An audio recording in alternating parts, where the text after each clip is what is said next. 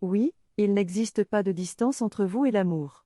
Mais vous ne devez pas attendre l'amour, de même que vous ne devez pas attendre que le soleil rentre dans votre séjour, ou que la lune se glisse à travers votre fenêtre.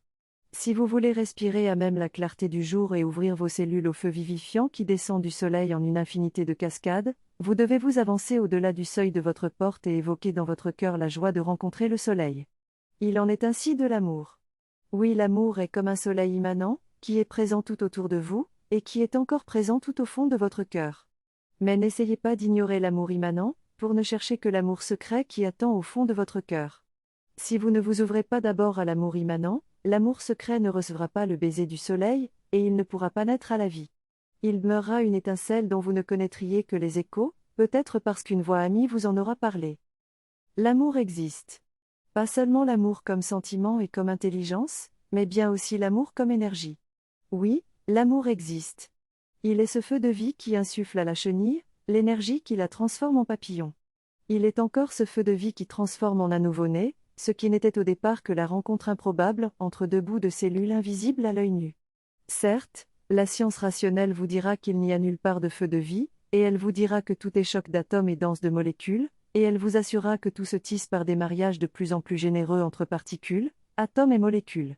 Le chêne immense qui a 100 ans raconte la même histoire que le moucheron qui ne vivra pas plus de 3 jours, et c'est l'histoire de particules aveugles qui se donnent la main. C'est ce que dira la science rationnelle. Pourtant, il existe un feu immanent qui attise les particules et leur donne leur vitalité naturelle, un feu qui assure aux particules de ne pas être de petites billes mortes, mais d'être des intensités dynamiques. Oui, l'amour est ce feu de vie qui organise toute l'intelligence du réel. C'est l'amour qui guide l'activité des poussières cosmiques, jusqu'à ce qu'elles forment des étoiles et des planètes. C'est encore l'amour qui préside aux rencontres entre les vents solaires et les boucliers magnétiques terrestres, pour former des arcs iridescents dans le ciel du Nord. Pour voir l'amour, non pas avec vos yeux mais avec votre sensibilité, pour voir l'amour vous devez contempler le réel avec votre cœur.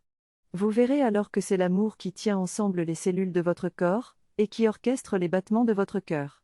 C'est l'amour qui tamise les échanges électriques entre la surface de votre peau, et les flux légers de l'air qui circulent, et qui s'écoulent tout autour de vous. C'est toujours l'amour qui règle le chant des oiseaux et qui montre à votre cerveau comment traduire en mélodie ce qui n'est que vibration mécanique dans l'air. Cette pénombre lumineuse qui vous enchante lorsque vous sortez dans le jardin aux premières minutes après l'aube, et cette fraîcheur bienvenue qui se niche sous l'ombre de l'arbre en plein soleil, c'est l'amour qui travaille au sein de tout cela. L'amour est l'énergie cosmique elle-même, et cette énergie opère aussi bien dans l'infiniment petit que dans l'infiniment grand. C'est la force la plus puissante de l'univers, puisque c'est cette force qui brasse le cœur incandescent des étoiles géantes, et qui relie magnétiquement toutes les étoiles d'une galaxie avec le cœur de la galaxie. Chaque étoile trône au centre du cortège de ses planètes et resplendit sur son domaine, et cependant aucune étoile ne sortira de sa galaxie magnétique, elles tourneront tout en chœur en s'inclinant devant le grand cœur magnétique de la galaxie. Et oui, c'est l'amour qui dirige tout cela, et qui fait tourner les grands rouages du cosmos. Le même amour est la force la plus fine et la plus délicate de l'univers, puisque c'est l'amour qui tisse avec un soin absolu la délicate soie des ailes d'un papillon éphémère, et c'est l'amour qui porte les nuages d'un seul tenant dans le ciel. Quand vous contemplez le réel avec votre cœur, vous voyez l'amour partout, et vous sentez l'omniprésence de l'amour.